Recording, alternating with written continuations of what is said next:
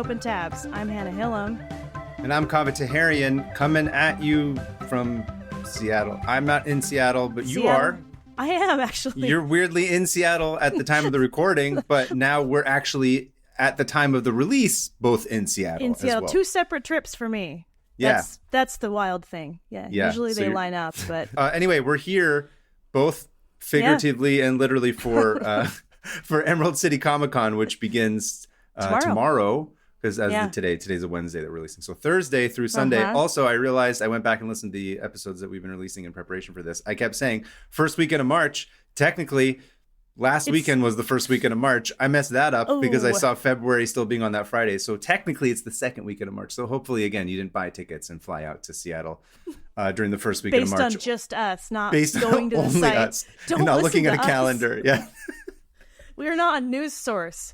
Yes, not at all. But anyway, we're here. We're in the Emerald. It's not the Emerald Sunny City, Seattle. But we're here. Sunny Seattle, drowning in rain. Just like I like it. Yeah, having a good time. I love Seattle. I love the convention center. I love Emerald City Comic Con. I'm very excited. We're together in person, which only happens every few months, unfortunately. But it's very exciting. You excited for Seattle for the second time? But no, I'm excited. I definitely have everything ready. That's good. For sure. I've been painting a bunch of originals, so... Yes, that's right. I've seen them. They've been too many. Excellent. You know, I'm up to 70. Holy crap. Look at you go. Some would say that it's unhealthy, but... I would not. But you know who does think it's healthy? Who? Are the people who go to the convention. They should come to table J07. Come see all 70 of these things. Yes, all 70. And I know everyone comes to these conventions and they're all very stable, normal people. So it should be 100%. Great. Yeah. J07. Also, we have a panel on Friday. So it's on March 7th in 2 days. It's going to let them know where it is. On level 3 of the Summit building, which is the main convention center that they're going to be holding it at, room 345. And it's going to be at 6:45 p.m. on Friday the 7th. And we'll be talking about what we did in San Diego, which was escaping the algorithm. We're taking the show on the road. We'll even take, we've even brought our friend Patrick Ballesteros on the road. Yeah, Patrick's coming. We shipped him up. No, I'm kidding. He's already going to Emerald City. Box. And he was in a Patrick will be on the panel. He'll be talking about how to build community outside of the online space with his fun, fantastic pop-ups and, his newsletters and other ways that you can reach out and be less miserable because you're not on social media all the time. Yes, it truly is better not to be on there, I've found. Yeah. And also the other panelist is going to be Mike Bennett, my friend from Portland. He's an illustrator and he's the creator of the viral free little keychain library that many of you probably saw during COVID. And he does all these public art display. He does art drops and then posts where and people rush out to get him. Like he gets the whole community involved. Portland, everyone in Portland knows who he is. He's one of those guys that just builds a community where he stands. So he's got some fun input. And that's our panel. Yeah, and of course we'll be there through Sunday. And on Sunday night, last night, I forced you to buy tickets to go see Jerry Cantrell. Which we'll be going to see after the show, which I'm very excited about. For those of you who don't know, Jerry Cantrell is the guitarist of Alice in Chains, who's playing a home show in Seattle, which me and everybody over 50 will be very excited about. And then there's going to be me and my 20-something-year-old cousin. You guys were like, sure, why not? I don't go to enough live shows. We'll go. And I'm like, great, we're all going to a metal show. It's going to be fun. Although my cousin is... at heart, a 50-year-old man. She really is, yes. I've talked to her extensively at the table, and I'm like, you have full-on, 40-year-old tastes. That's why we got along great. Yep, so that should be fun. Lastly, you have your book signing on Monday. Keep forgetting about that. On Monday at some point. So... Not at some point. Oh, is some point the name of the bookstore, or at some point you're saying in general? It's at Third Place Books, and it's the one nearer to downtown Seattle. I actually don't know. You don't know, but all that information will be on, Instagram and on the Blue Sky account as well. So those are all the updates we wanted to say. Usually the same at the end of the show, but we wanted to say them up front. We're very excited, like I said, to be in Seattle, so we wanted to share it with you guys. But without further ado, now we can go into part 2 of your tab from last week, which was about the Papwomp breaking chair thwomp. By the way, I looked it up. It's thwomp. All I remember is the Papwomp breaking the stone as it tried to sit in the chair because it was being coronated as the King of England.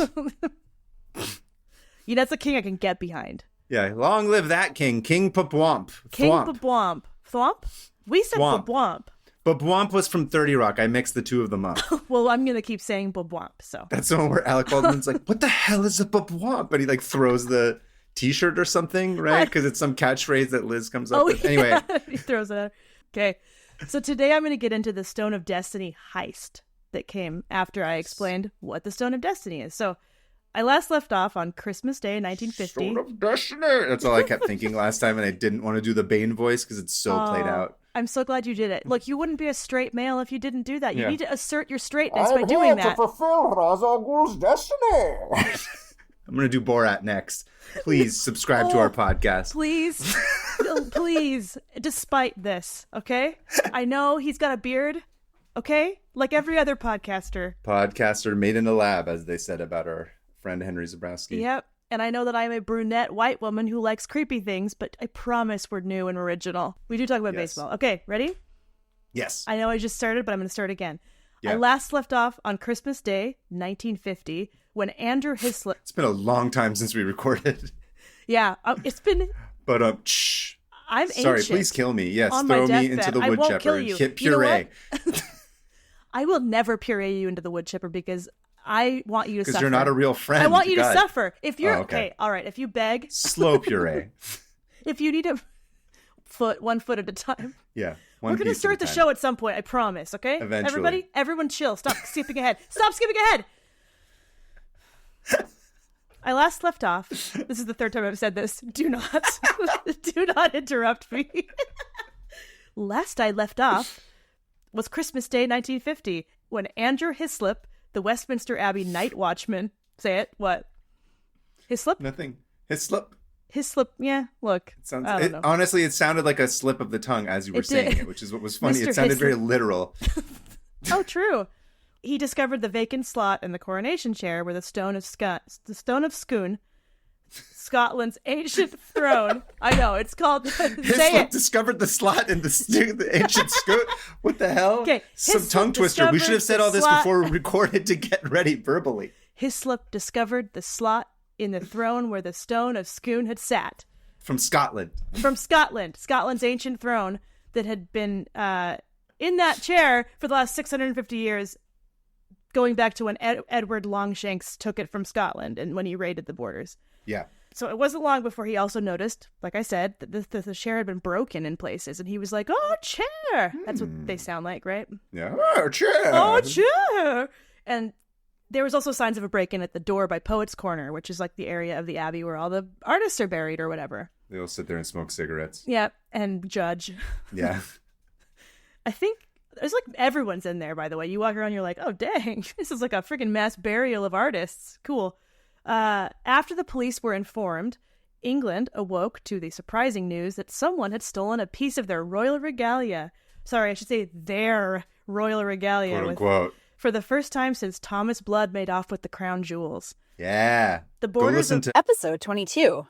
Where you did the Thomas Blood episode. I'll point down so Alyssa can we'll put it in the show notes. YouTube. Hannah did a whole thing about Thomas Blood and his heist story as well. I think I get high off of people stealing from the British Empire. Yeah, me too. It feels good.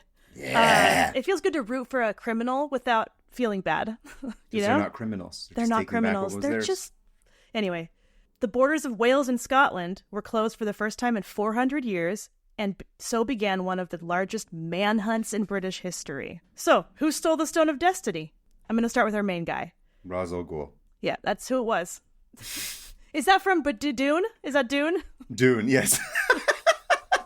Okay, I got to send you a picture of Ian Hamilton. Ian Hamilton's our first guy. So this guy is Did he help write the Constitution? Who's Ian Hamilton? Here is Ian Hamilton. He is Scottish. Kind of a little... looks like a... No, you know who he looks like? He looks like a handsome version of Alfred E. Newman. Oh, if like Alfred E. Newman is like the unattractive, weird-looking brother, this guy's like the handsome one. Which sounds like an insult, but I don't mean it as such. This is sort of what it looks like. He's like a 5'6", skinny Scotsman who is 25. He's a law student at Glasgow University, and he was raised hearing stories of Scottish heroes and legends, and particularly the Stone of Scone, which his mother had told him about, and it had always kind of sat weird in his mind, like, well, why is it in England? And although he had volunteered for the British Air Force during the wartime, like, excitement to fight the Nazis, he came away from it frustrated with England's attitude towards Scotland, especially the strict adherence to social hierarchy, to which they placed Scotland and other Celtic nations at the bottom. He just couldn't make it make sense in his head. Like, hey, we're... Because it doesn't. It doesn't. Because Scotland's not part of England, okay? Yes. And at the time, a lot of Scots had kind of gotten complacent. Like, well, we're better off. It's fine. And the Scottish nationalist movement had kind of died down with the war. And he says, quote, "So many Scots, forgetting that one of the greatest features of our history is the mobility between classes. It was very unnatural for Scottish people to have a class system that you weren't able to talk to. You know what I mean? You could access anyone. A blacksmith could talk to the chief. You know what I mean? It was nothing. There was none of this like peasant crap that England kind of held on to. Man to man, they could respect each other as Scots, Yeah. So when he returned to Scotland for school, he was like kind of fired up and like, I'm going to join this Scottish Covenant. It's called the Scottish Covenant Association, SCA, and I'm not going to call it SCA. I'm not going to call it School of Cinematic Arts, which is my graduate program. SCA. Yeah. At the SCA. I was like, oh my God, he also went to USC. He's part of the USC Mafia. Good for her. He also has a podcast. Yeah, he's also a master's in film and deeply in debt. Deeply. So it was a Scottish nationalist movement, and they had a student branch. And so they wanted the right for Scotland to have a home rule, which meant be their own country and not have to go to Westminster to like petition for anything. They wanted their own parliament. Anyway, many Scots, like I said, were kind of like, and he loved his country. He felt strongly about ska. I said I wouldn't call it ska, but I'm going to. He loves the genre. Skanking back and forth. He's like, I'm not skanking in front of the king. I want to just skank here at home in Edinburgh. I want to have our own skanking fest up here in Edinburgh, not in London. Skanking in kilts. That sounds like a really interesting evening out. Man, that would be painful. Ooh. I don't know, or would it? It might be nice. As a person with balls, I can tell you, it does not sound fun. That sounds like it hurts. I didn't even think about balls. I think you need to separate church and state there a little bit. Yeah. Otherwise, the skanking could get very dangerous very quickly. I have some just amazing images in my head right now. Bringing that. I'm coming in strong being the bro today. Please. I don't know why. Today's the day. We're about to witness a bunch of bros like ruin England's life. So okay, cool. Bro it up. Yeah. So one of his mentors was this guy named John McCormick, who was actually the head of the SCA at the university. And he was, I think, a professor at some point, but he was very lauded and well-liked. And he had at one point been young and tried to steal the stone himself. Oh, 20 interesting. years previously. But he had never... That's a good mentor. Uh-huh. He heard this about the stone being stolen, and he had heard it before, and it kind of like latched into Ian's mind. Mm-hmm. And as for those of us with obsessive minds can attest, this idea grew and grew and grew, and it never left him alone. And it became this kind of special interest where he started reading about the Abbey and studying it and the stone. And he had this burning desire to do some sort of symbolic, bloodless gesture for his nation to show like, hey, we're not complacent. There's still the Scottish spirit in here, and we want our chair back or whatever, our stone. But he couldn't do it alone. And so I'm going to cut. Here's the unfortunate thing. I read Ian's book, which is an amazing... The whole book? Oh, wow. That's how good this book is. It is so good. Just for this tab? Yes. Oh, my goodness. First time I've read a whole book for a tab. It's called The Stone of Destiny by Ian Hamilton. Please read it. It's so good. Like right now? No, not you. Okay. I'm talking to the audience. I can't read. He doesn't know how. You're like the Charlie Kelly of our podcast. So he had written a ton about the lead up to this, and I'm not going to go into all the lead up because it's just too much. But all you need to know is that he tried to assemble a crew by talking to John McCormick. And John was like this old man past his prime, and he was like, yeah, I'm all in. I will give you whatever money you need. And he helped him find some people, like this guy named Bertie Gray, who was a sculptor and a nationalist, who like helped him learn about the stone and how heavy it was, and took him to see a replica. And always got to have an artist in your crew. Yep.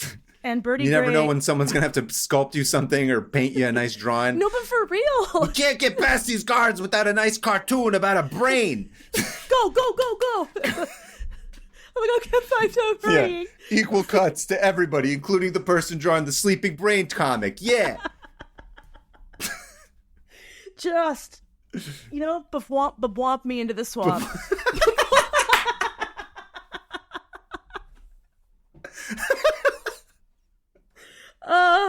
I'm so...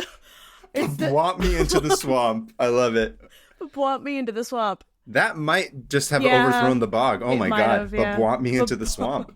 I'm like flushed. I'm so sweaty hot. It's like, ooh, bwomp me into the swamp. Okay, so all you have to know is that his friend Bill Craig, who was like, his name's Bill Craig. Bill Craig's a whole stand-up dude. I don't trust people with two first names. Me neither. Especially when it's like... Is it Bill or Craig? I'm not calling you both. I'm calling you... Either Bill or Craig. Bleg. So Bleg and it was this really cool guy. He was very... George Michael Bluth, yeah. A really cool guy. Very charismatic. Ian was like, I'm no leader, but this guy's a leader. Anyway, he was all down for it, and they went and scoped the Abbey out. They took a train to London, and then Bill was like, "Hey, you want to do this at Christmas time? Sorry, I'm busy." Yeah. And Ian was like, "Got a lot going on in my plate." You don't hate Christmas like me? By the way, Ian hates Christmas. He pissed Ian off, and he was like, "Fine, I'll go find my own crew." And before he knew it, he was like, "I don't know who to bring into this." With hookers and gambling. What is that from? Futurama. Okay. It's Bender. That's right. I could tell by the tone of voice. I'm goofy this episode. Okay. I can't stop laughing. Never can. Let me take control of myself. You better cut that out, Hannah. That's not why people listen to this show. They come here for scholarly reporting. Scholarly reporting about Scottish Covenant Association reporting. And skanking. Skanking and skanking on the stone of Scoon. By the way, Scoon is skanking on the Scoon. Hold on, skanking on the scone of Scoon. But Scoon is spelled scone. Scone. British scones. Scone or Scoon. Yeah. So anyway, everyone says scone, and I will not say scone. So he's like, fine, and he couldn't find anyone. He was like too scared to ask because he's like, if I ask someone if they want to be part of this, what if they tell somebody else and I get in trouble? It's true. You got to sort of like ease into it. Just be like, wouldn't it be cool if someone robbed and like stole this back? And then which if someone's is exactly what he started to do. And people are like, no, that would be terrible. And he's like, yeah, totally. I just think it's terrible. I wouldn't. Yeah. Or if they're like, yeah, that would be kind of cool. Be like, no, I wouldn't talk to you. You want to steal? You want to go skank on the stone with me? You want to go skank on the stone and steal the Declaration of skank, whatever scones? Sorry, Scotland. Look, I'm sorry. Okay. It's more like Scary Scotland. Scotland. It's in their name. It's the land of ska. It's the land of ska. Okay. All right. I have to start the sentence. Okay. I'm begging you. I need to start the sentence. Okay. This is a long story. I gotta get going. So Ian is down and out, feeling bummed. Yeah. And he forgot he had this dance he wanted to go to with this girl that he had asked to this dance. And he's like, she's going to hate this. I'm such a loser. I'm so bummed out. I'm so sad. So he takes his friend Kay Matheson to this dance that's celebrating the end of term. And he doesn't talk for the first 20 minutes. And he can just feel the silence of like, wow, she is so disappointed in this. I'm such a bad date. My mood is just bleeding out. And Kay is such a great girl. And like, she's so cool. And I've always really liked her. And she's got good politics. And she's kind of like a ride or die sort of gal, and she's just lovely, and and then he realizes he should say these things instead of just thinking them to himself. Kay would be a perfect addition to the crew. Oh, yeah. Because Scotland has this history of feminine, like these female heroes. I think it's called heroines or whatever, but it feels weird to say heroine. But there's a lot of Scottish heroines that people have looked up to and lauded, and he's like, why not bring a woman? Because first of all, people love a woman. Joan of Arc, all that. Flora MacDonald. People love a woman speaking up, especially for politics. Well, they kind of do, though. Scotland kind of does, where they're like, cool. So he was like, this could be great. Also, Kay is dope. He's always he's really respected her because she's very calm and collected and kind of like nothing ruffles her, And so he dawned on him and he turns to her and he's like, hey, Kay, what are you doing for Christmas? And this is after not talking. So 20 minutes. He asks her to go to the dance. Yes. He sits there in silence for 20. This Kay like got Moping. ready, was all excited. Yeah. Yeah. And then was just like, I'm so excited to finally go with this boy to the dance. He finally asked me out. And he sits there for 20 minutes in silence, moping, like not talking. Silence at the bar. Yeah. They both had drinks. And she's like, do I smell bad? What is going on? And then he's like, do you want to steal the Babwomp rock with me? Yes. Is the first thing he utters to her. And she laughs at him and she's like, I knew you were stupid, or something. Like she's funny. She's got like a witty sense of humor. So she's like, I didn't know you were that dumb. And he was like, I'm not kidding. He's like, I'm dumber. And I'm even dumber than you could ever imagine. And she's like, are you serious? And he's like, yes. And she was like, yeah. Cool. Dadoy. Because Kay's history, she's a Highlander, so she's from up north. Oh yeah, she's got some rage. She's got rage because 200 years before, England did what was called the Highland clearances, which is when they displaced people from their land and kind of just caused a bunch of issues. And Kay's family was one of those. The Mathesons were one of those families who got displaced. Mm-hmm. So she had a bone to pick with the English. And absolutely. She was this like small, petite, 22-year-old home ec major who barely spoke English, by the way. She spoke Gaelic. Gaelic was her first language. I thought you were like she was a Spanish speaker exclusively living in Scotland. From like Panama. No. So she's a Gaelic speaker. She speaks English, but not as well as Gaelic. And Ian says in his book, he says, it turns out that the success of the whole episode probably owes more to sheer feminine practicality. That's how I feel about every one of the episodes of our podcast. Where? Who? I don't have it. What are you talking about? Alyssa's got it. Oh, thank goodness. I was like, are you insane?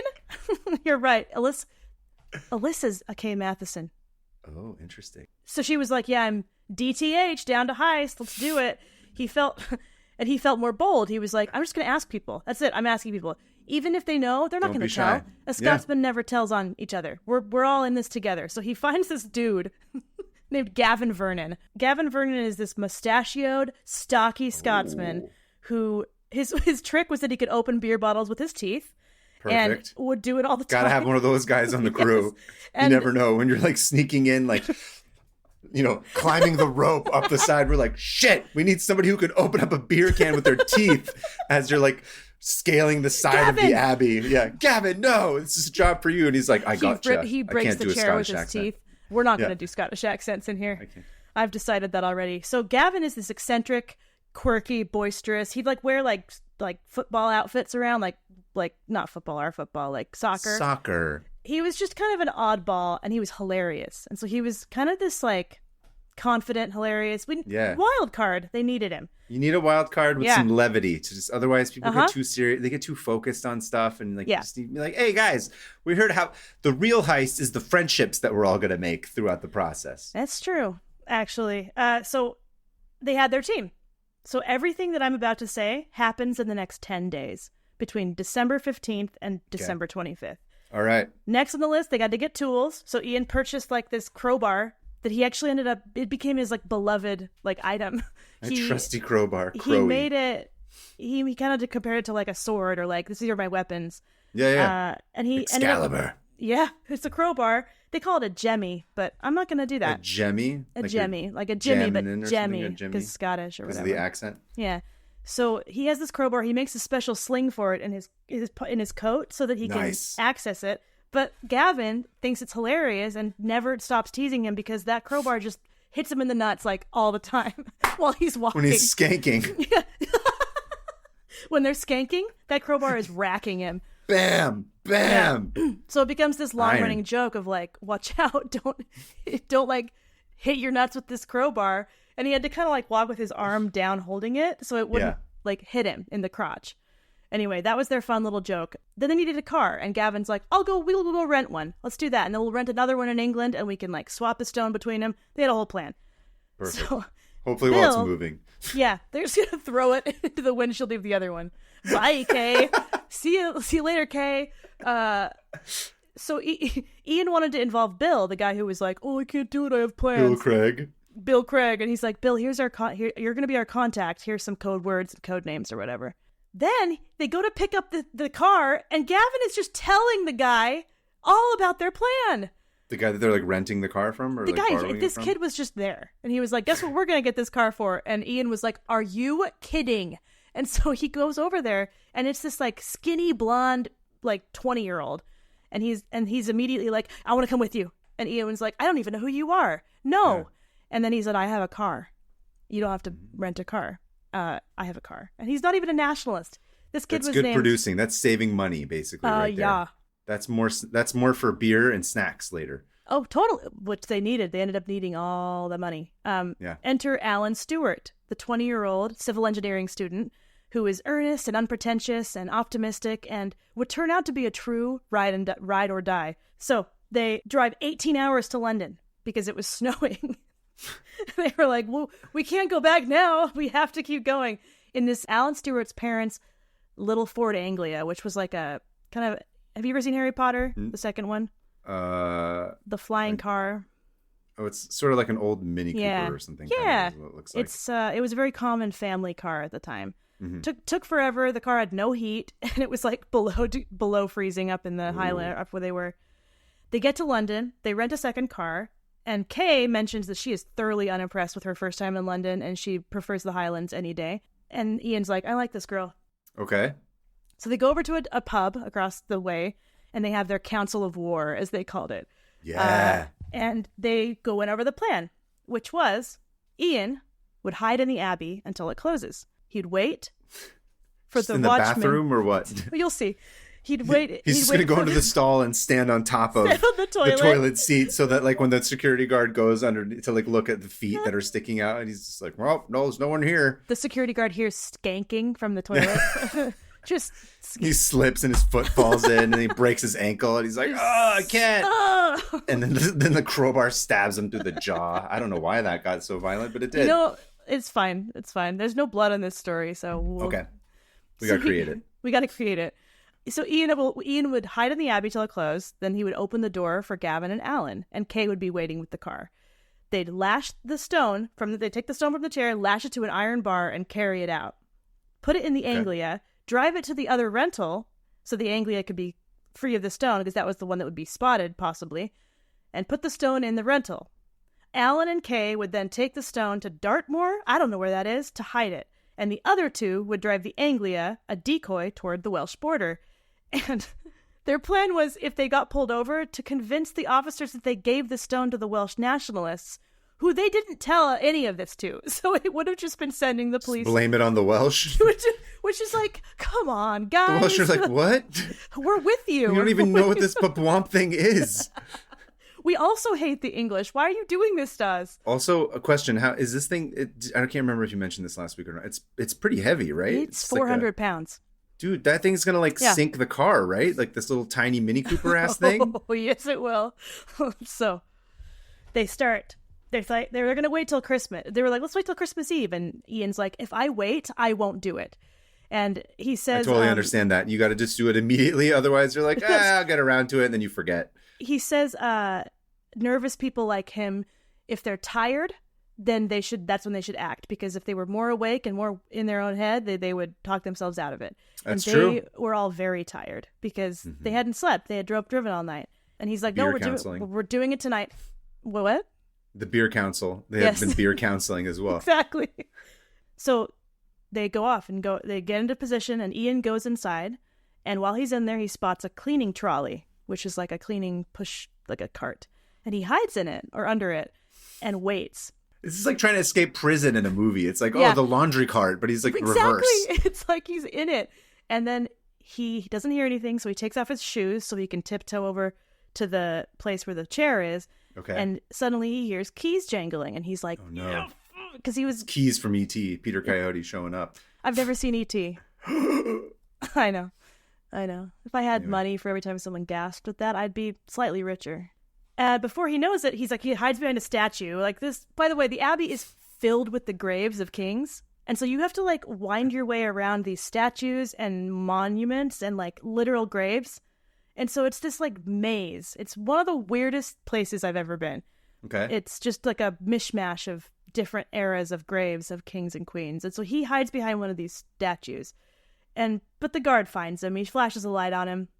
And he's like, what are you doing in here? And Ian's like, and then the guard thinks he's homeless and needed a place to stay. So he hands him some money and says, get out. Well, that's nice. Yeah. Oh, he said he felt, this is the one time Ian felt guilty about like ripping off an Englishman because this guy had like kind eyes and was genuinely a really good person. So then he gets pushed out the Abbey and he's like, dang it. So he goes back to the meeting place and Gavin is like, what? And he the cigarette dropped out of his mouth when he saw him. And everyone was sad and bummed out. And Ian says in his book, he said, laugh, you bastards, at the idea of 4 youngsters raiding the heart of the Empire with no money, no backup team, and no headquarters other than an old car. But we persisted. And they owe that persistence to Alan, that boisterous 20-year-old who was like, look, guys. Open up beer bottles with his mouth? No, that's Gavin. Gavin's the crazy one. Alan's like, the unassuming one who had the car. Yeah. Alan Stewart, another person with 2 first names. 2 first names. It's unbelievable. I'm going to send you a picture of the 4 of them. So on the end, on the left is Alan, and then Kay, and then Ian and Gavin. All right. They all got cigarettes. They're all linking arms. Yeah, they're all wearing like long coats. That was the coats they wore to go tour the Abbey as tourists. Okay. And then here's a picture of the boys. I like this picture because you can kind of see their personalities a little bit. So this next little part, they're all bummed. They decide to do it again the next night, Christmas Eve. And a bunch happens, and they go back and forth. They're kind of like, what do we do? What do we not do? What do we do? You know, and finally they settle on the new plan. And it would be 3:00 a.m. on Christmas morning that they finally enter the Abbey. And luckily, they had overheard a guard telling another person his schedule. And so, like a movie, like a cartoon. Yeah. So at 4 a.m., they pull the car into its designated hiding spot, and Kay sits in it. And the 3 boys hop the fence, ready to go in. Ian realizes when they get to the door that the crowbar is in the car, so he has to run back and get it. The one time he didn't put it into his jacket. That's exactly his best crowbar. And Kay is like, what the? And so they finally get the crowbar, and they all have to pry the door, that pine door to Poet's Corner, open, all 3 of them. And with every push, it is the loudest sound ever. And he's like, there's no way no one heard that. And when they finally cracked the door open, it was as loud as a gunshot. And Kay, like in the car, Kay like jumped because she was like, was that? The Abbey was pitch black and only a little bit of light from across the way. And they only had a flashlight and it was weak. But they had all memorized the plans of the Abbey when they had, been planning. And so they walked as quietly as they could up to the tomb of Edward I, the guy who had originally stolen the stone, gave it a little glance, had a little meaningful moment of like walking over his tomb to take back what he stole. Yeah. And they had been nervous to break this ancient chair. But once he saw it, Ian was like, you know what? The English have run the risk of having their chair damaged ever since they built it to receive stolen property. I don't care. And he broke it open and they couldn't get the stone out. So as quiet as they could, he goes behind me, starts pushing it, and it's making a bunch of noise. This is echoing. Why you need the babwomp in your group. This is why you need the babwomp. They left the babwomp at home, and it's silent except for the sound of this scraping and pushing, and yes. And then that echoes through the whole Abbey. And again, he's like, any minute now, someone's going to come in and find us. But they don't. Nobody comes. Nobody answers. And it's, Christmas Eve. Everyone's like, Christmas. No one would rob. What are they going to rob? A giant rock church? On Christmas? Plus it's the church. It's a church. And so they can't get out of this chair. And so finally they get the crowbar and they're like wiggling the stone out, breaking the chair some more. And Ian's in the back just like pushing it with all of his might. And they finally get it out. And they pick it up. And they carry it a little ways, and Ian helps. And then they're like, this is way too heavy. And so they put it on the ground. What did you say, 400 pounds? 400 pounds. Dear Lord. And they're like, what do? We can't carry this. So they decide to take Ian's jacket and put it on the jacket. And then kind of all push it slide out. it. Slide it out so it doesn't make that horrible sound. Got it, yeah. And as Ian begins to drag the jacket, it feels really light and easy. And he's like, what? And he turns around. And they realized that the stone had broken in 2 pieces. It was broken. cracked open, broken. And right Alan, in the middle. Right, well, more like to the side, because it was like one piece that was like 300 pounds and one that was 90 pounds. And Alan said he wanted to vomit. He was like, I wanted to throw up right then and there because I can't believe we broke the stone. it turned out it had already been broken. They noticed that it had looked like it had already been broken. And there had been a bombing earlier by suffragettes back in the 1910s. Oh, no way. That had damaged the stone. And so luckily they realized, like, okay, we didn't break it, but it was still like this sick feeling in their stomach of like, they got in trouble with mom. We just broke the heart of our country's nationality. Like, we broke it. Like, I think though, if you broke it in the process of stealing it back, if I was Scottish, I'd be like, you know what? It's okay. I can't believe they did this. Yeah. Like, I would not be in a position to judge somebody for breaking that stone in the process. They did this with almost nothing. Yeah. Like, but this desire, I don't know. Ian, love it. You have people listening. I highly recommend his book. It is so good. It like made my day. Like I feel like a better person after reading it. Anyway, cool.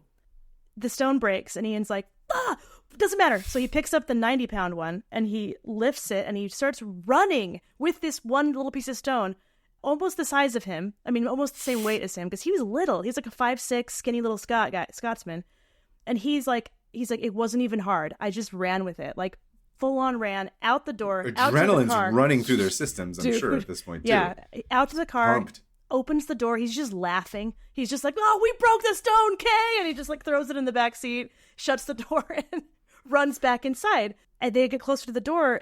Ian realizes he hears Kay. He hears the car, and he's like, "No, she's too close to the door. She's not supposed to do that yet." And so he goes out there, and he's like about to tell her, like, "Hey, don't." And she's like, "Hey, a policeman has just seen me, and he is coming across the road right now." Oh no! Yes. So this police officer comes up, and Ian and Kay just immediately start to like cuddle and like make out. Like, okay, we've got to have a cover. They make out, they cuddle, and they make sure this cop sees it. And he comes up to the car. Like, yeah. Yeah, he's like, yeah. Oh, just what I wanted. That's why I take this night job. He's at a parks. The pay's not very good, but I do get to spy on weird young people fooling around at night. Honestly, I wouldn't be surprised. This cop was way friendly. So he goes up to the car He's and he's like, you guys looking for a third or what? One of them, what do you call them? Thruples? You down for a thruple? Yeah. Oh, you're Scottish. No. So he's like, "Hey, what are you here? Why are you here?" And they're like, "Oh, sorry, we're just in love and young and we didn't know where else to go." And he was like, "Well, there's a car park over, like a parking garage over there you could go to. Oh. That'd be a good one." Which is like, I got some cameras set up over there. It's great. Save it for later. Save it for sick. But I thought it was weird that he was like helping them find a place to make out. Yeah. So this cop just starts talking to them. And they're like, "Hey, buddy, go away." They want him to go away. He gets a cigarette out. He puts his helmet on the car, and he's just smoking and talking and like complaining about work. So, what's your name? Yeah. He was like, "Can't wait till 6 a.m. when I could go home." And they're like, "Thanks for giving us your schedule." Man. And he's like, you can go to that parking lot over there. And Kay says, "Oh, well, if we're not comfortable there, we can always get you to run us in and give us beds in the cells." And they all laugh, and Ian starts to hear this scraping noise coming from the Abbey, and he's like, "Are you kidding?" And so every time it's scraping, they start laughing like, louder. Sorry, my throat is very scrapey right now. He just starts making Scottish noises, like, No, he hears this scraping, and so they start to talk louder and joke louder, and the cop's like, "Oh, no one would arrest you today. It's Christmas." And Ian says, "Good night for a crime, then." And then they all like, "Ah, ha, ha, ha, ha." And the cop's like, "Okay, you kids, keep me young, you know? Love watching you kids." Keep me young and not attention, if you know what I mean. The pervy British cop. So more loud laughter, and finally he lets them go. And they have to leave in the car, and they're like, "Kay, because Kay was like, show us where the parking lot is." And they're like, "Okay, follow me." And she's like, "Well, shoot. Now we got to follow him." Turns out it was the same parking garage the other car was in. So they'd already known it. So they end up going to the parking garage, and they're like, "Now what?" Because they were obviously, I forgot to mention, he had seen Gavin's dumb little head peek out of the Abbey after the scraping sound, and then immediately go back in. So they're now in this parking lot. Like, what do we do? And Kay is like, "I'll take the stone. I'll take this part of the stone. I'll take it to my friend's house. I'll hide it." Okay. You go back and get the rest with the other This is car. the 90-pound part, you said, correct? Yes. And so Yes. Kay puts the stone in the car. They put it in the trunk, and she drives off. And they find out later that the stone actually bounced out of the car, and she had to get out and put it back in. So bounced?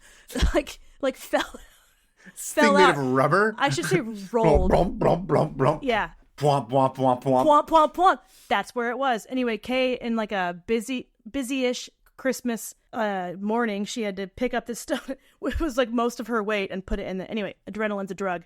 Hell of a drug. And so she goes. She's gone.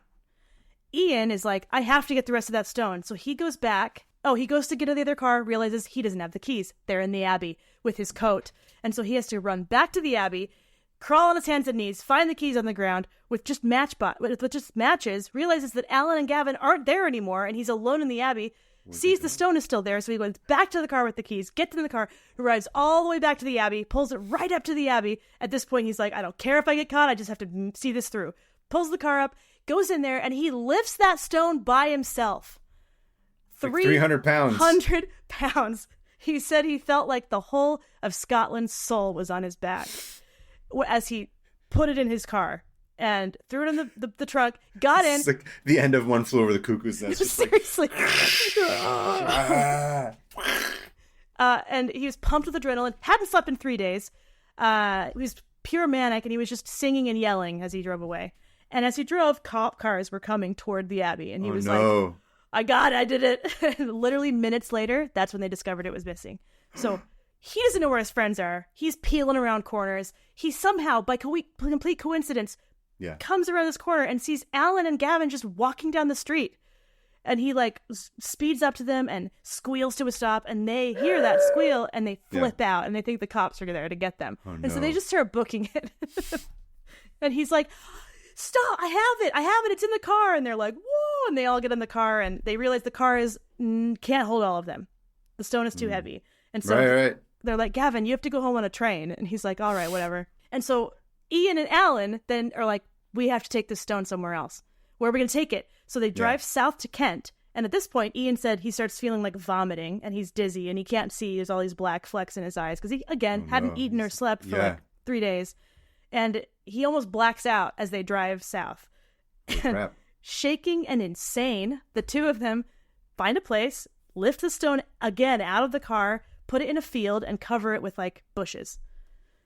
They head back, stop at a pub to eat, and hear everyone talking about the stone. Well, he realizes that the common English people are better than anglicized Scots because they were on their side. Like, okay, nice. Yeah, so he was like, oh, cool. I'm kind of like cool with some English people now. So since this tab was all about the heist... Almost like sometimes our government does not reflect what the people think. Yeah, almost like it's run by a bunch of lords and ladies who were given that position based on how they were born. Yeah. Okay, I'm gonna wrap this up. I'm gonna land the plane. I'm not gonna go into the way they went and got the stone, but they did retrieve the stone from that field. Okay. They had to talk their way through a Romani traveler encampment that had set up right on top of the stone. Classic move. But these Romani were like, you need help lifting that? And they helped carry the stone to their car because they were like, screw the English. Yeah, who cares? And so they ended up driving it. This came later. They went down later and got it. But after they dropped the stone off, they went up to the border. They drove all the way home. And everyone was excited. That was all the talk. Ian said it was like a high. He could hear everyone talking about it everywhere he went, wondering who it was. A lot of people came and asked him if it was him, and he's like, no, it's not. It was a full media circus, right? Britain's like sending out these papers that are like, who has the stone? The Scots say nothing. Like all this like wild British press, and they were all just basking in it. And Kay had gone back and gotten the other stone, and they had gone back and gotten the rest of it, and they brought it to the Scottish nationalist that could fix it, John Rollo. He was a brick mason or like a stone mason, and he repaired it together with chocolate and caramel. Yep, he taped it and put some heir of the Rollo fortune. Oh, Rollo! He's like, here, guys, it just falls apart again. That's why I became a mason, to be able to stick stuff back together again. When Ian handed the stone off to him, he felt empty. Everything hit him. The adrenaline left his body. he said he felt like he'd peaked and his life was over, and that everything from here on was downhill. He had FOMO. He wanted to accompany this stone wherever it went because he was like, it's just called being an adult, buddy. Just keep feeling that over and over again. Welcome to adulthood, Ian. Yeah. But then he realized that that's not what this movement's about. It's about everybody, and that he had done his part, and now he was passing it to the next, passing the baton. And the police were down in London, meanwhile, like looking through the river, they're dredging the river, and they hired psychics and like diviners. And so everyone in Scotland was like, these idiots, psychics. The psychics kept giving them false like I'm seeing, the rock is missing. It's gone. Is that right? Starts with an S. I'm getting an S letter. Swamp. Swamp. Go to the swamp. Ba-bwomp to the swamp. Months go by, and no one finds the stone. No one finds them. Police come and question them, but the Scottish police are kind of like, well, we're kind of on the side of the thieves. We're like, where were you the night of... okay, cool, we did it. Bye. No, seriously, a lot of them were just like, it's just we have to, but So everyone was excited about it. But Scotland, the public started to be like, hey, so where's the stone? Yeah. Why isn't it showing up? And they realized that they needed to show this stone somehow. So they sent this letter to the crown being like, hey, give us freedom and we'll give you your stupid stone back. Oh. And so then everyone got all riled again. And then they're like, well, but now what do we do with the stone? We have it? Who do we give it to? Like, some student group can't just have this stone. We can't hide it.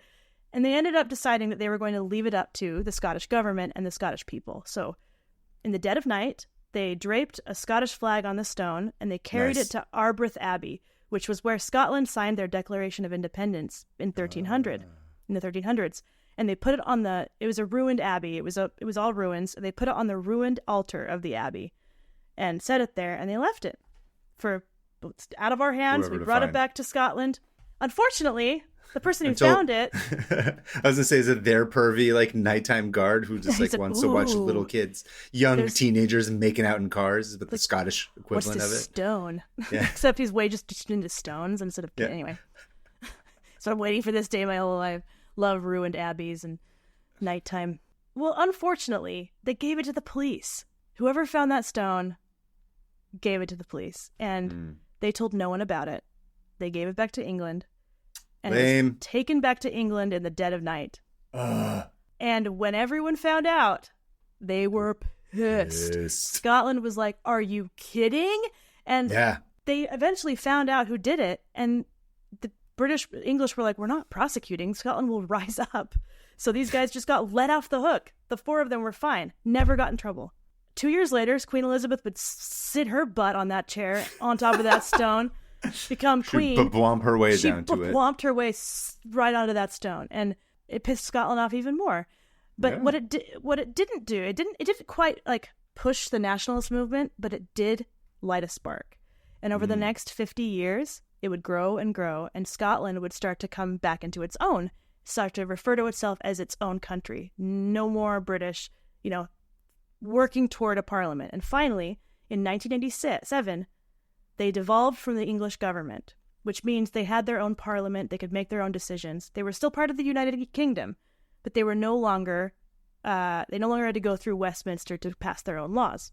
It's crazy. Yeah. And I think 10 years later, Wales did the same thing. But before then, they had no one in Westminster to represent them, but maybe a few people. In 1996, the Prime Minister said, okay, you can have the stone back as a gesture of, hey, you are your own place. This is yours. It was really cool. And it was kind of out of the blue. They were like, thank you. But Ian refused to go to the ceremony because he said it wasn't truly theirs again. The English were still saying, here, you can have it back.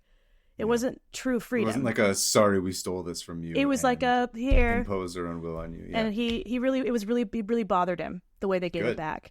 Gavin went to the ceremony where they brought the stone. He went to Westminster like, listen, are there going to be free beers? I'm going. I'm here. My teeth are here. But Gavin went back to Westminster Abbey to watch them move it. And then the guard was like, welcome back, Mr. Vernon.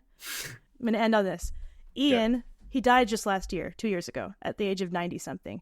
Wow. And in his book, he said, it was from my father. I also learned another lesson that has never left me, which is this. Man is answerable only to God for his conduct, and if there is no God, a matter which I have always been in great doubt, then he is answerable only to his own conscience. No man-made law tells a free man what to do. All it does is tell him what the punishments will be if he breaks that man-made law. It is the moral conscience of each individual that binds people together and makes community life possible. Not court, not lawyers, not judges, and certainly not police. They are merely regulators, but we are the people. It is we who make the community, ourselves alone. I thought that was a really great thing to say. That he, by the end of his life, there still wasn't independence, but he didn't care. He knew he did something for it. He did his part. And he was proud of it, and he never regretted it for a second. He went on to be a lawyer. He went on to live for another 70 years, which is crazy. And refused to look at that stone again because he's like, oh, that's not why I did it. I thought that was kind of cool. And here's the weird thing. The four of them never saw each other again. Never saw each other again. Yeah. That's crazy. It was almost like this weird, like, this was our thing, and now this was our time. We united, and then we went our separate ways. And they all went on to live pretty long lives, and it did really spur the Scottish nationalist movement. And now I'm fully in favor of Scotland being their own country. Like, what the? Anyway, the stone is back in Edinburgh, and it gets to be used for coronations only. Okay. So still not quite free, but sure. Closer. Anyway, that's the story of the heist of the Stone of Scones. The Stone of Scone. Story. Thank you. The Stone of Scones. Skanking on the Stone of Scone. Skanking. That was excellent. I really enjoyed that story. Yeah. Ian's a cool dude. He's very good writer. I love Ian. I know I said this 3 times. Read that book, Stone of Destiny, Ian Hamilton. Okay. It's great.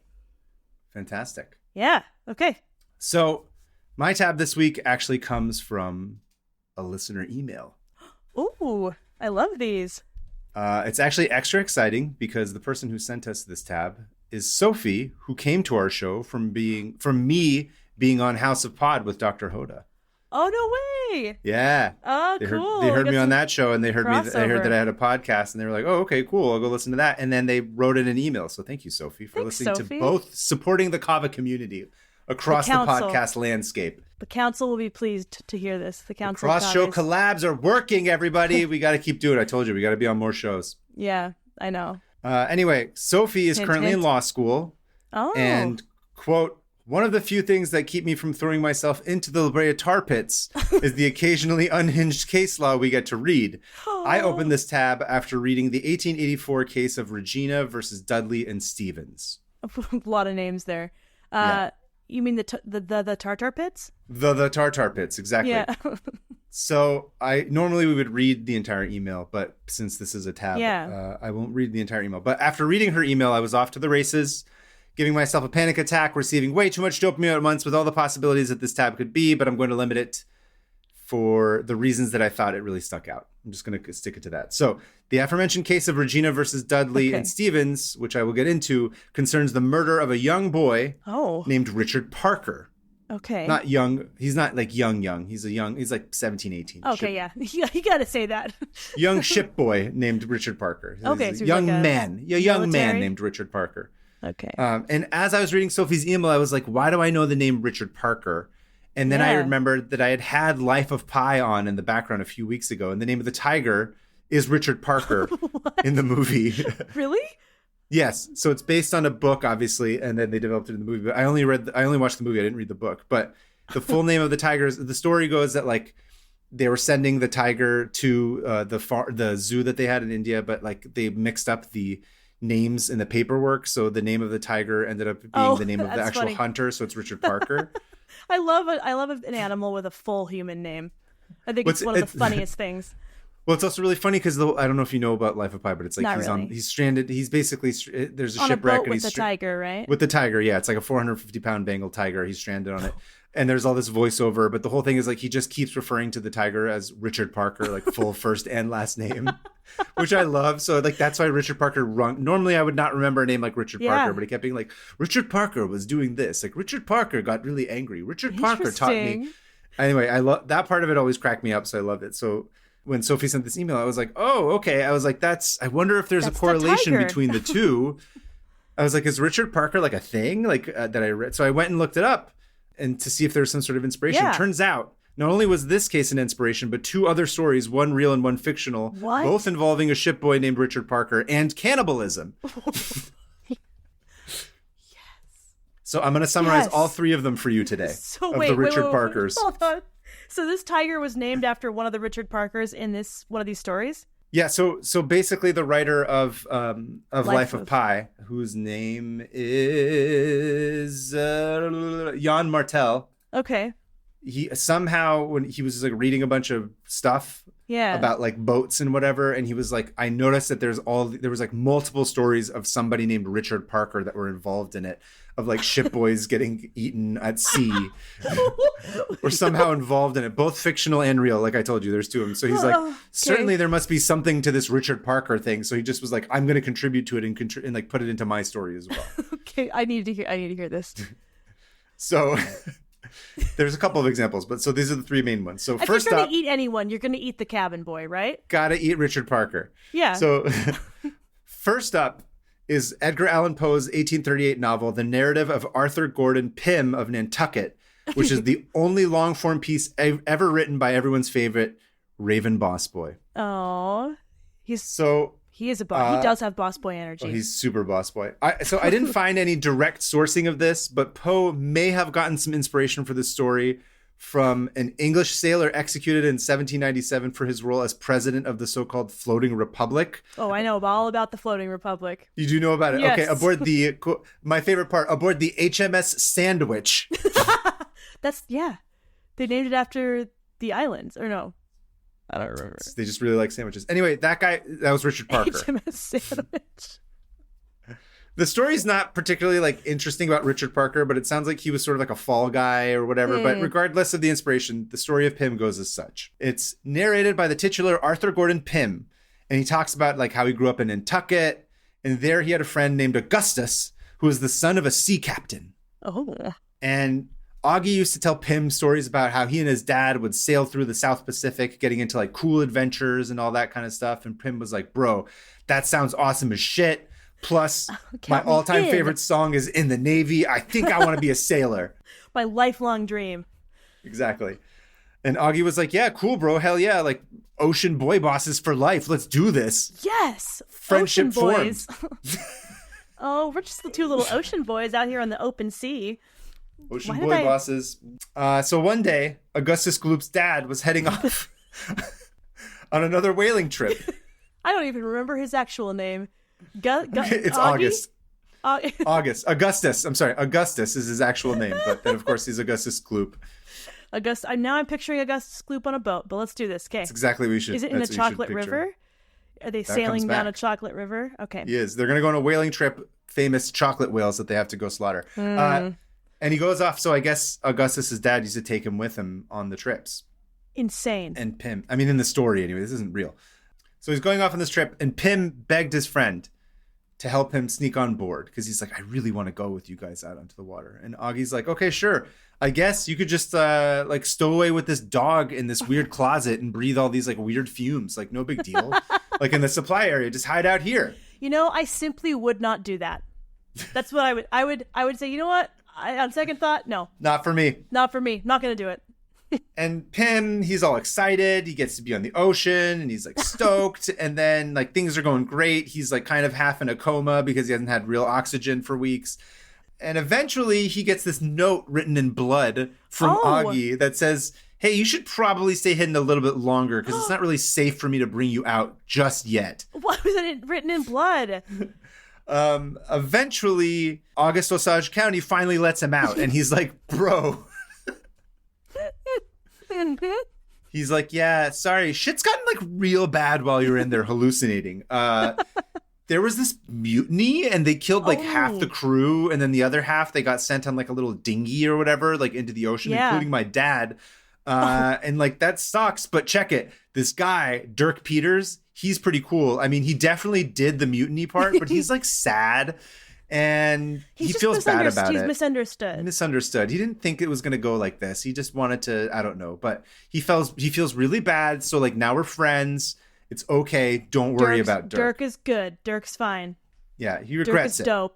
Dirk is dope. Exactly. So Dirk and him are friends, and Pym's like, okay, shit, I guess. Maybe we should kill all these dudes and mutinize the mutineers and just do it, right? Because if there's one thing that happens, right, they say hurt people hurt people. Yeah. Mutineers mutinize. Mutineers mutinize, yeah.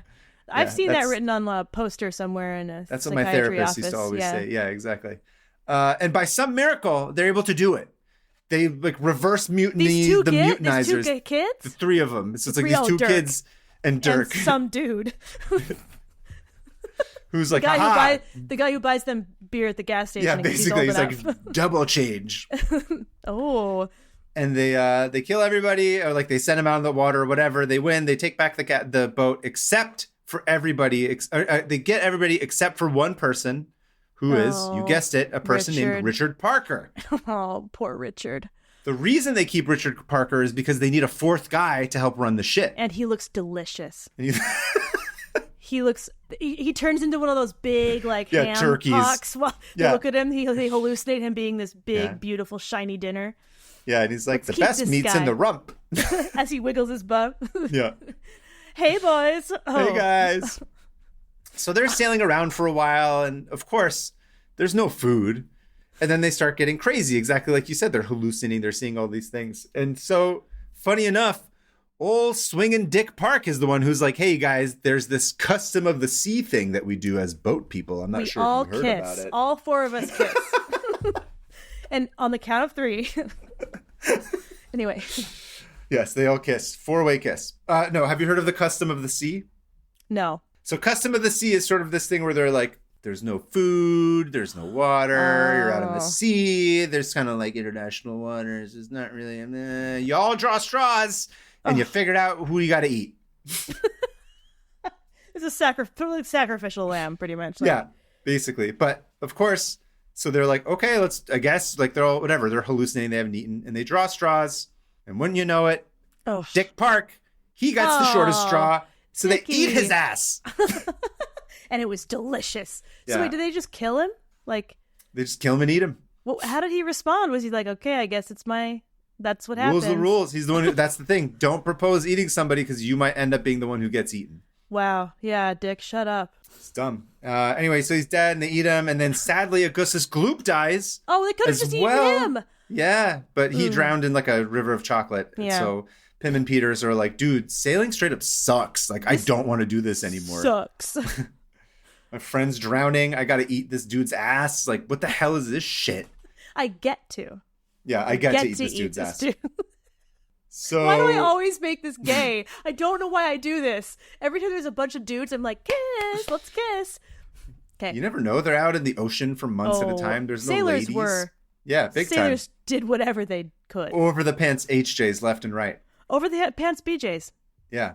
So anyway, they're sailing around and for a while and they keep getting into like more random stories and chapters and it doesn't really matter, like whatever. For the point of this tab, the story continues, but then the book kind of ends weirdly abruptly.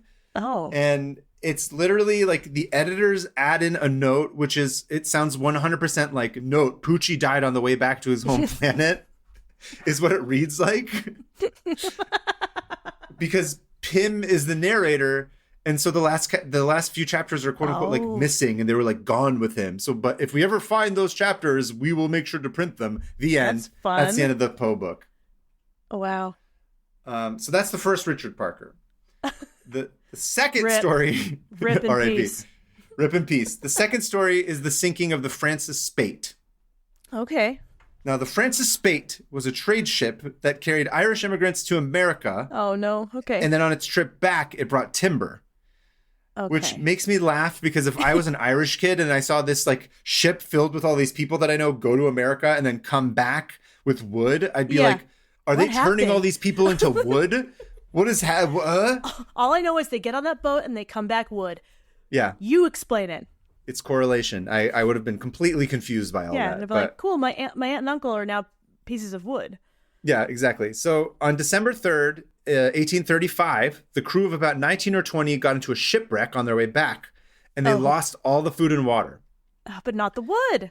I guess not the wood, but the wood's there. So 15 men survived by clinging to the hull initially. Oh. Now here, one of the dudes who died in that first round was a man named Richard Parker.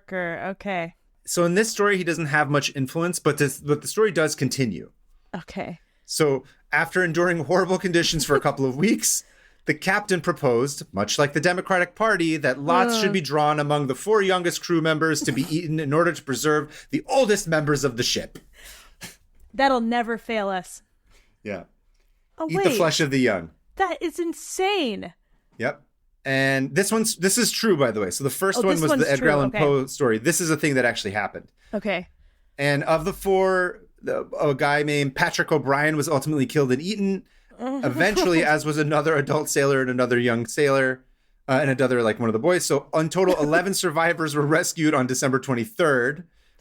So it's about 20 days. Don't go to sea. Just don't do it. Don't do it. I think I might have just volunteered to be the one to be eaten. So in this story, so there's not a whole lot written about this one that I could find, but from one of the accounts that I could find, like, somebody was like, I'm not going to, like, they were trying to get the cook, not the chef, to, like, kill this guy. And he's like, I'm not going to do it. Like, I'll volunteer. And then, like, Patrick O'Brien was like, a bunch of people kept standing up and being like, kill me. Like, they were being heroic. They were just being like, just kill me. Like, it shouldn't just be a random person. I think because everybody was also like, what is this bullshit about these old people being like, well, I'm old, like I should eat the young person. I'm like, no, you're old, you should die. I say this as a person who's middle-aged, so I'm sort of like neutral on that. You're the one that's just like, yeah, kill that guy. Yeah, kill the other guy. Kill this one. Yeah. Oh, I agree. Although I guess you can make the argument that a younger person's got, like, more muscles, better meat, stuff, better meat, maybe more sustainable. That doesn't matter. The young person can, like, I almost said fly the boat, but that's not what. Fly the boat. Drive the boat, sail the boat.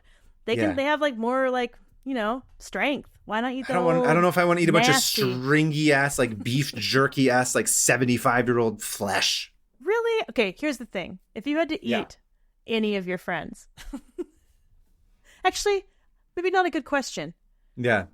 If you now had I'm thinking of which one of my friends I would eat. Any age of person. I think I would, now that I think about it, I'd probably eat like a 25-year-old. See, I probably would eat best. I think, like, a little bit older, like early 30s. Because you still got enough of that muscle mass, right? From like your 20s when you're young, but then you're starting to get a little bit of, like, that midlife weight gain. Yeah. Which means that, like, you get that nice marbling and fatty, so the meat's a little bit more delicious. So it's not too lean. Delicious. 30-year-olds are the best. I'm a breakfast boy is going to eat this 30-year-old for listen, if you're buying anything higher than 85%, you're getting too lean. It's not really good. You need that fat for the flavor, you guys. Don't grind up 30 or 25-year-old meat that's like 92%. See, I can't say all this because I'm a vegetarian. I have no idea what I'm talking about. Yeah. No, but, like, you got to have a little bit of meat tastes like. Isn't that weird? I was thinking the other day, I'm like, I don't remember what meat tastes like. It's that's unfortunate. I love meat. Eat it while you can before it's all gone. They're eventually rescued, like I said, on December 23rd. The crew of the Francis Spate that was left, and they returned to Limerick, which is where they were from originally. Yeah. And the Francis Spate was towed to safety and continued to operate for some years in the immigrant trade, and their horrors were still well known. Oh, imagine being like, oh, we get the Francis Spate. Great. Yeah. The cannibal boat with, like, people die. who... Die, get eaten, and turn to wood. Yeah, exactly. What a crazy ship. Turning Irish people into wood and then eating the flesh of young men. Hey, to each his own is what I always say. You know who else thought this story was insane and weird? Was Jack London. Jack London wrote a story called, you guessed it, The Francis Spate. Oh, that's where I recognize that. That name sounds familiar. Did you read a lot of Jack London? No, but I've read that name somewhere. Like, I feel like it's in the zeitgeist. Of Jack London. Jack London, or you're saying Francis Spate, Francis Spate. Francis Spate. Francis Spate of the Spam. I don't even know what that was. Yeah. No, Jack London writes a story about it. Although the important person of that story is not Richard Parker. It's Patrick O'Brien, who's the person that got it. Oh. But it does. Okay, so why does he call it Richard Parker? Why does who write Richard Parker? Did he call it Richard Parker? He called Jack London. I am very Francis confused. Spate. Also, Francis Spate is a confusing name. It sounds like another person rather than the name of the boat. There's a lot of names this podcast. Yeah, it's too many names. Francis Spate is the name of the boat. Okay, Richard Parker was one of the first people who died on that boat. The delicious boy, yeah. No, he's not the delicious boy in this case. He's the one who just drowned and died when they first got hit. The delicious boy was Patrick O'Brien, who helped keep the Democratic Party alive longer by letting the older people consume his flesh. As we should. Yes. We are the Richard Parkers of the Democratic Party? 100%. Oh, no. I like that you just called us young. That's nice. We are. That's good. It's good to know I'm not too old. Listen, I still wear ankle socks. I don't care. Bring back ankle socks. I know that young people think they're lame. I love socks. Yeah. I don't care what any of you guys want. All you Gen Zers. Because you know what? In the end, nothing matters. Nothing does matter. Nothing matters. The third and final story of today. Okay. Is the case of Regina versus Dudley and Stevens that Sophie emailed us about initially. Okay. Ooh, so this is also a true story. This is true. So in 1884, which is 46 years after the publication of Poe's novel, 4 men set sail from Southampton in a small yacht named the Mignonette. Oh, I just pictured Minions. Being a parent has destroyed my brain. I was always like, we're not going to watch Minions. There's no fighting it. So the entire crew is just like, they're all like bring up the tent. Sink that boat, blow it up. No, the other day I was in the car because my son always requests Minions, the YMCA version of the Minions singing the YMCA, which is just... Oh my God, that's the second YMCA reference today. I love it. That's true. That's right. He's always like, I want the YMCA Minions. He calls it just papaya. And so I had it on. I dropped him off. Why papaya? Because they always say papaya. Anyway. Oh, I see.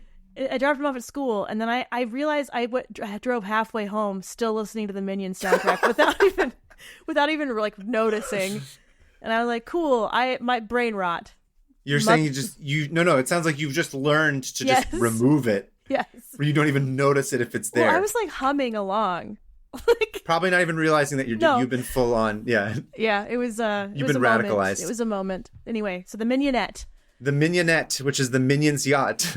Do you think they'd be good to eat? The Minions? Yeah. That's a good question. What do Minions eat? Do they eat a lot of papaya? Probably. What do you think a Minion's made of? Are they fleshy? Are they bony? Fresh. I'm not as familiar with the Minions. I think they have. I drew a Minion once cut in half because I was so sick of them. And I put just one large bone going through their body. In the center of it? One bone. And they could be more like chicken wings. I think one Minion's not enough. You got to throw them all into a pile. You got to have a side. Yeah, like chicken nuggets or chicken wings. Cheese curds. They have cheese curd vibe. Oh, yeah. Minions over the top of fries with some gravy, some blood gravy. I love this. Yuck. I don't love that. I would look. A poutine of mignettes? I would eat a Minion. I would. I would break my vegetarianism to eat a Minion because I think that's a once in a lifetime opportunity that I can't turn down. Flesh tastes exactly how I remembered it. Cartoonish and green and yellow. Ooh, make cracklins out of their yellow skin. Can you stop me? No, Please? I was like, this is going into weirder places. Anyway, so these 4 men set sail from Southampton in the Minion yacht, and what they're doing is they're delivering this yacht to its new owner in Australia. That's a long trip. So I guess, I'm not sure, but they were sort of like the Uber boats of their day or some shit. Whoa. And which I think is like, there's just this dude in like Australia waiting for the yacht, and he's just like refreshing his phone over and again. And he's just like, they're still 10,000 miles away. When's my yacht going to get here? Yeah. 3 weeks? I can't wait that long. This tracker is bullshit. They are not getting a tip. That's for sure. Oh, he wouldn't have. The guy who orders a yacht through that is not going to give him a tip anyway. No. He sucks. He's going to be like, you're actually like 6 minutes later than you said you were going to be. But like you said, it's a really long trip. It's like 10,000 miles. Because they have to go down around like the Horn of Africa, right? Exactly right. That's exactly where they got to go. But there's fear no not. Suez Canal at that point. No, the the Minion cap. They're all just going to be Minions now. Sorry. Captain Minion. His name was Tom Dudley. Tom Dudley. And his crew of Ned Brooks and Edwin Stevens all had like 4.9 star ratings because they'd been doing this for like a long time. They were a bit trustworthy. Seasoned. Very good. The one time they got like a 4-star review, it was because like, I don't know, they weren't chatty enough with somebody that was on a yacht. But yeah, it's rich people. Now, those are the 3 guys, the seasoned ones. Now, the 4th and youngest member of the crew was Richard Parker. And he had some stars to earn. Yeah. Richard Parker was only 17, so he had like a 4.6 star rating since he'd only been sailing for like a year, because I assume you get your boat license at 16 after 6 months of having your boat permit. You gotta have the permit. You gotta have the written boat sailing test.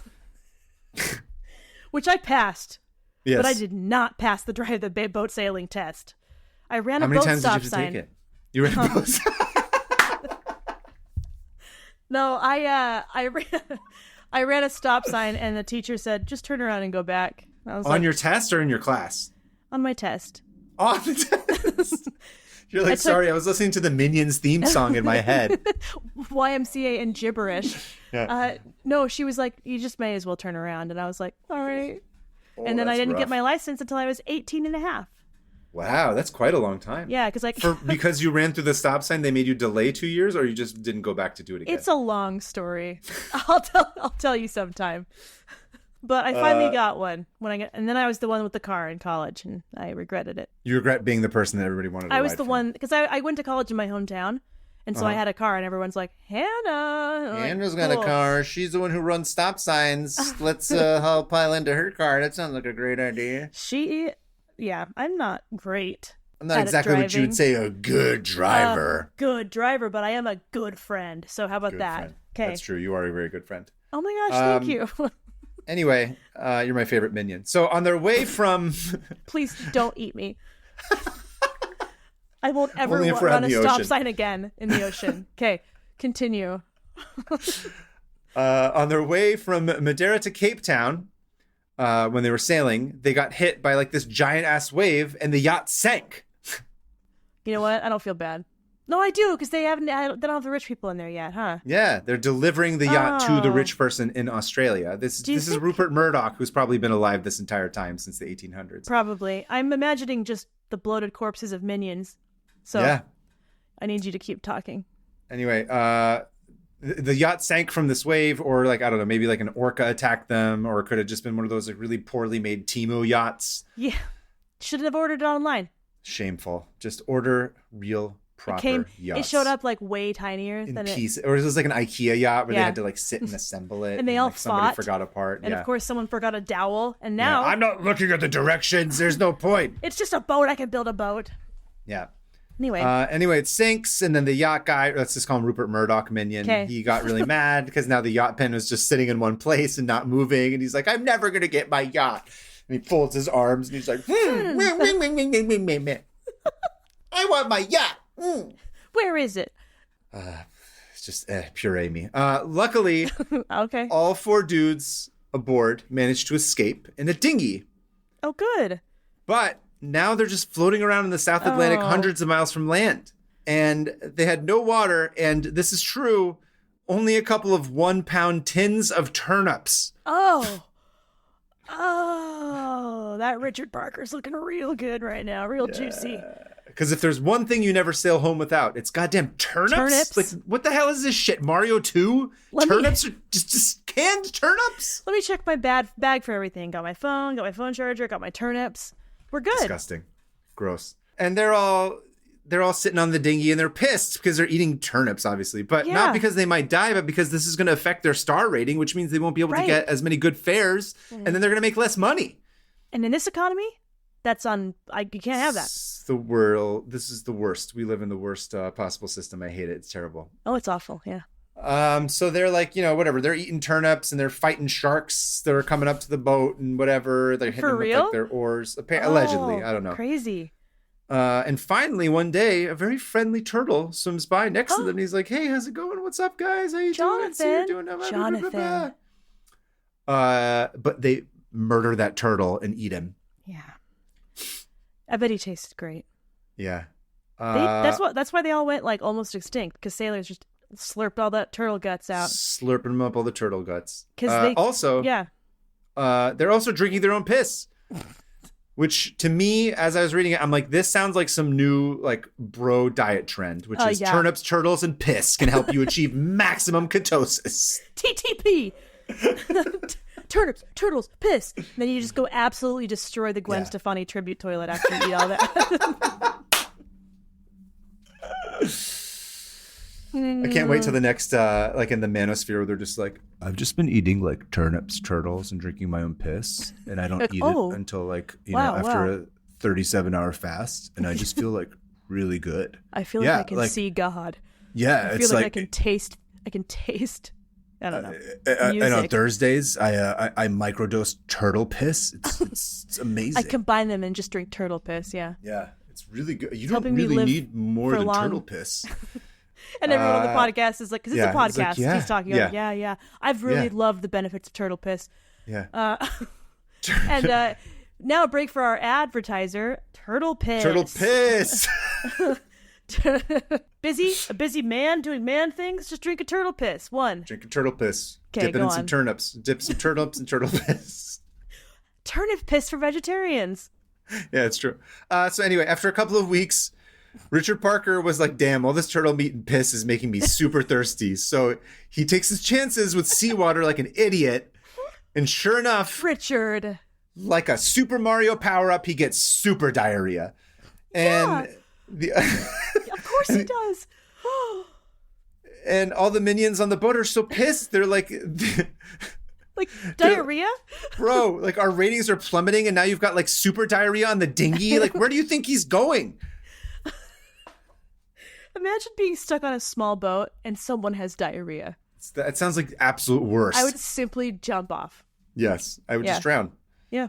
Yeah, they're not happy about it. And, they're like, this idiot with his diarrhea. This absolute idiot with his spraying diarrhea, wasting valuable turtle piss, just not making this any easier. And so, sure enough, one person whispers to the other person, it's time to talk about the custom of the sea. And they start debating it. And ultimately, they did not come to a consensus because of the protest of Brooks, one of the minion men. Okay. And it sort of like petered out. But eventually, Dick Park, too, he's clearly dying. And because it's like from so much diarrhea, he's getting dehydrated. He's blowing out. And Dudley's like, dude, come on, you guys. We got to stay alive to disappoint our families back home. And this kid's only 17 and he doesn't have anything to his name. Plus, Diarrhea Boy's not going to last much longer. And if we wait till after he dies, there won't be any good blood left. There's no good blood. Yeah. You have to kill him and eat him fresh. You can't wait till he can't wait till he diarrheas himself to death like the Oregon Trail. A diarrhea dead boy is not going to work. That's not the diarrhea dead boy boss. It's not going to happen. Can't be a boy boss if you're dead from diarrhea. You cannot. That is what I've always heard. You cannot be a boy boss if you're dead from diarrhea. Write that down. So, controversially, without drawing lots, Stevens holds down Richard Parker's legs as Dudley stabbed a penknife into Richard's jugular vein. Just straight up murdered him.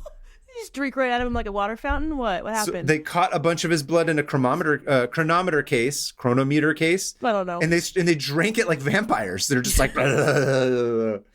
Just don't go to sea. Don't go to sea. They're like, oh my God, this tastes so much better than piss. Look, on a scale from blood to piss, I like blood. Much better to have young boy blood. So then Richard Parker's body was stripped and butchered. They ate his heart and liver right away, with some strips of flesh set aside for future rations. Boy boss, blood boy. Blood boy boss, which is, again, another thing that like older tech people are doing where they're taking the blood of young people and putting it into their own bodies. Putting blood into their bodies. Much like me, when I reached the food coma stage after devouring a fresh Costco rotisserie chicken, eventually they were like, I don't want to deal with the rest of this. It's too greasy. So they just threw his corpse overboard. I love the sound. I keep imagining the sound of that. And then the plop, and they're all like covered in blood and like, okay. Plop. Yeah, they're just like, whoa, what just happened? Where's Richard? Yeah, where's Dick? All this was in vain, because no more than a few days later, they were finally rescued by another ship. Oh, wow. In total, they were at sea for 24 days. And eventually, they get back to England, and people were like, so what happened to Richard Parker, like the fourth guy that was on the ship? And like, this is crazy to me. So like, why wouldn't you just lie and be like, he drowned? He drowned. We lost him. I don't know why. For some reason, Captain Dudley was like, oh, we had to eat him, but it was, quote, tragic. It was a tragic necessity, but it was well in line with well-established maritime traditions. So I don't get it. That is mind-boggling. Just say he drowned when the boat got wrecked. Easy. Why would you tell anyone? Just be like, we're in the ocean. We're minions. Say that this is the part of the turtle. minion pact. Yeah, right. We just ate the turtle. The kid died. He just drowned. Oh, he diarrheaed himself to death. He was already going to die. Oops. Wow. Don't be honest, everybody. Yeah. If you're in this situation, lie. Yeah. And eventually the British courts were like, no, I don't think that's a thing. No way. So they got in trouble. There was a whole court case about it. Whoa. And this is the note from Sophie, who originally wrote us in and said, quote, and that's how I learned that necessity is not a common law defense to homicide. Whoa. So even if you're like, but I was really, really hungry and I had to live, you can't just murder Richard Parker. You got to wait for Richard to poop out before you murder him. Yeah, or something. Before you eat him. So so I guess that makes sense because like those Uruguayan, that team that crashed in the Andes. Yeah. I think they waited until everybody died before they ate their teammates. But like, yeah, I guess that makes sense. You can't murder someone to eat them. You just have to like eat what you can get if they're already dead. Yeah. Whoa. So they had to make that a law. There's a whole law about it. This. Yeah. I think this is the first precedent. Yeah. I love laws like that because it's like, that means this is because something happened that made them have to do this law. Spoiler alert, you can't just eat people at sea and not expect consequences when you come back to land. My summer is going to go very differently than I originally planned. Make sure to cancel that boat trip we were going to take for the podcast. Yeah, we were going to see who could kill the other one first. Yep. Postscript from Sophie. Crime law was my highest grade that semester when I was reading. Yeah. Salute to Sophie. Sophie, I love that story. I loved those. Yes, Richard Parker. So those are the stories of the Richard Parkers. Thank you, Sophie, for writing in. We're very excited that you were listening to the podcast now. Welcome. And supporting Kavas everywhere. And that's the end of my Richard Parker tap. That's awesome, dude. Thank you. That was really good. I do have many a Richard question. Parkers. I have one question. So Life of Pi, did the author name him that like kind of a tongue-in-cheek, like, I'll name him Richard Parker because he's the cabin boy that dies all the time?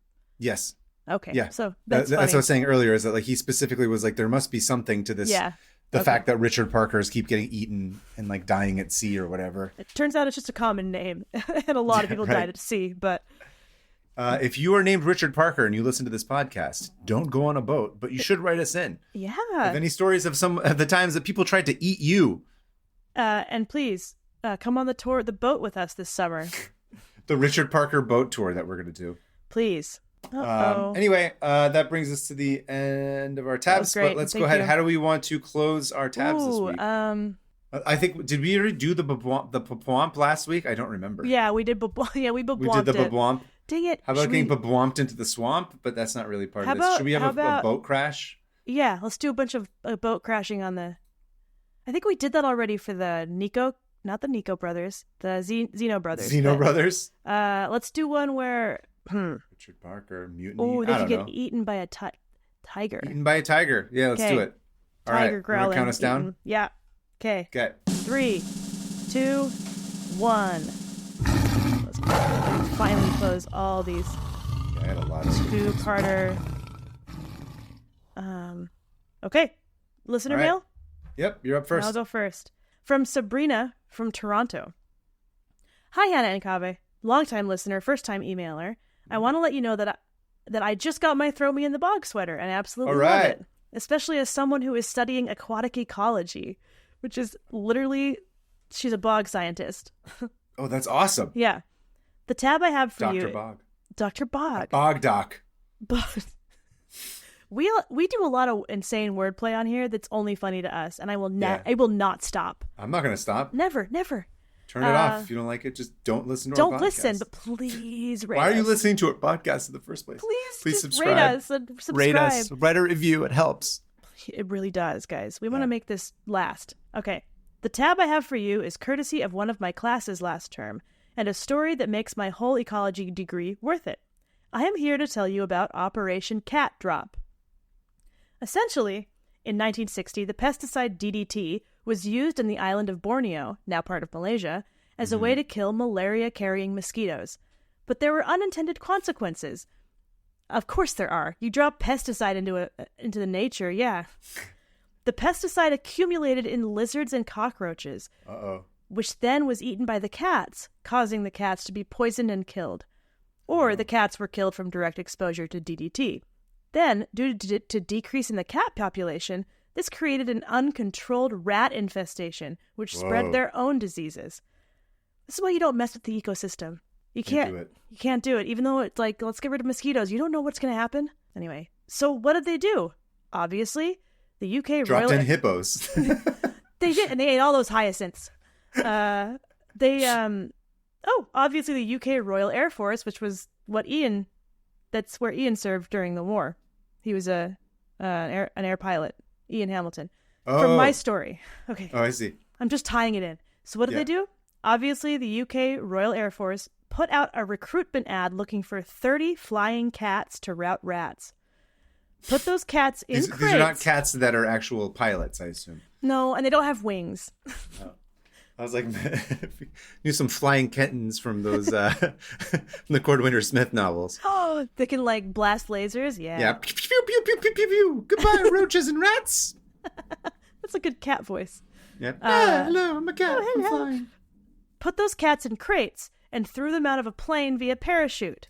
Just like a sequel to the Beavers. Yeah, nice. Yep. And had them fight the rat infestation. Duh. Newspapers at the time reported that 23 cats were used in Operation Cat Drop, while some, obviously fake, but real in my heart, accounts would later say that 14,000 cats were used in the operation. It seems to be a little lost to history. 23, 14,000, same thing. Same thing, yep. It seems to be a little lost to history if this actually worked in the long term, but newspapers at the time called the mission a success, so that's a win in my books. Keep it Josie, Sabrina. All right. Oh, I said Toronto, but she's from Canada. Nowhere in this email is the word Toronto. I mean, Toronto is in Canada, so I know, but sort of maybe why you assume that. Okay, your turn. Thank you, Sabrina. Okay, email number 2 is from Nikki from Portland. Cool. Which is a stone's throw from where we are right now in Seattle for Emerald City Comic Con. But not a stone of scoon's throw, because that correct. would kill us. That's 400 pounds. Yeah. Hi, Hannah and Kaveh. I am not an open tabs person, although I appreciate the weekly exploration of neurodivergences different from my own. I'm an avid collector of weird trivia and historical facts, though, so I'm a big fan of the Voynich Manuscript. Ooh, Voynich Manuscript? Do you know the Voynich Manuscript? Definitely. The 600-year-old untranslatable text about ... something? It's debatable, or is it? This book, you got to look at this. It's beautiful. It's like it's like a illustrated manual about a bunch of stuff that doesn't exist on Earth and not in a language we know. So, the email continues. A lot of the illustrations depict women and genitalia. So the theory is that it was some kind of woman's health textbook, which had to be enciphered, my new favorite word, to protect the information within. As it turns out, humanity has been trying to control women's bodies for a while now, and a lot of useful information had to be hidden to protect it from political/religious persecution, yay, or to keep women from learning too much about their bodies, boo. It's fascinating stuff, and given how anti-health the current administration is proving to be, it might be time to start enciphering again. Love the pod. Keep up the great work, Nikki. So you do know about you've read quite a bit about the Voynich Yeah, manuscript. but I didn't know they had figured out that it might be about sex and women. That's awesome. Yeah. It's pretty cool. Although you should go look at pictures of the Voynich manuscript. It's like reading an alien book. Really? Yeah, it's really cool. Anyway, you can submit your own listener email at 500opentabs@gmail.com, 500. And you can also do voice memos, correct? Yeah, voice memos, if you want to keep it to around 90 seconds if you can. A lot of people like to just write out their email and then read it. But we like to hear your voices, but just let us know where you're from, what you learned in your tab, and send us the link as well. So we can share it with tell us how everybody many else. tabs you have open. Oh, yeah, that's a good one. Yeah, maybe we should start adding that on. I've kept mine low, from the great delete, the accidental great delete. You had the great deletion of 2024, yeah. Yeah, I've kept mine around 150. This is just the first. Yeah. So also, you can follow us at 5. Thank you. It will not last. You can follow us at 500 Open Tabs on Instagram and Blue Sky. Follow us for more updates. Of course, this week we're in Emerald City, but now we can announce that pretty soon we're going to be in Chicago for C2E2. Yep, sharing a table again. So excited to see the Midwest. Yeah, that's going to be April 11th, but obviously we'll have more information for you guys about that as it comes. But we were waiting until Emerald City to be able to announce it. So, of course, during the Emerald City episode, we announced it. But I'm very excited for Chicago. Me too. It's a good show. It's a really good show. And tell your friends about this podcast, please. Yeah, if you have a friend, if you know Richard Parker, send this to him. Yeah. If you know a Womp. Yeah. If you know a Scottish person, definitely send it to a Scottish person. Please. Yeah. Well, the more you guys can share this with other people, even just one person that made you think of this episode, that this episode made you think of them, send it to them. This is the last kind of truly algorithm the podcasts do not have algorithms, and so this is the old school way of sharing it. Yeah.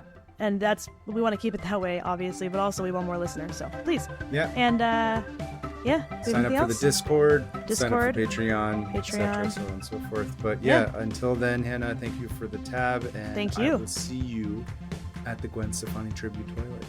And I will be there waiting. I don't know. Keep it, Josie. That doesn't sound right anymore. Okay. Womp me into the swamp. How about that? Womp me into the swamp. Womp me into this. Okay, I'm done. Thank you, Alyssa. Bye, everybody. Thanks, Alyssa. Bye.